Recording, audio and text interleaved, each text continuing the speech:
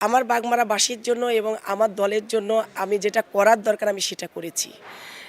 আমার হাজব্যান্ড ভোটে দাঁড়াইছিল সত্যি, কিন্তু যেটা আসলে হবার নয় সেটাকে আমার ভাবাও যায় না।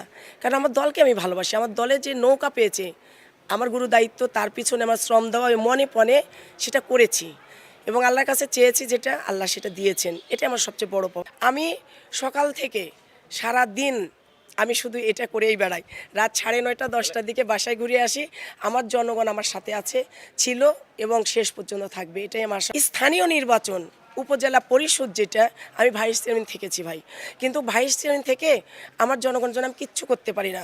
আমার ইচ্ছা থাকার পরও তাদেরকে আমি যারা অসহায় কিছু দিব সেটাও করতে পারি না। তো আমার ইচ্ছা, আমি জনগণের মাঝ থেকে যখন হারিয়ে যাব তখন আমার জনগণ যেন আমার জন্য চোখের পানি ফেলে, এটাই আমার স্বপ্ন। আর আমি এখান থেকে এবার যে চেয়ারম্যান পদপ্রার্থী হয়েছি, এটা আমার নিজের থেকে নয়, আমার জনগণকে আমি সর্বক্ষণ সময় দেওয়ার চেষ্টা করি।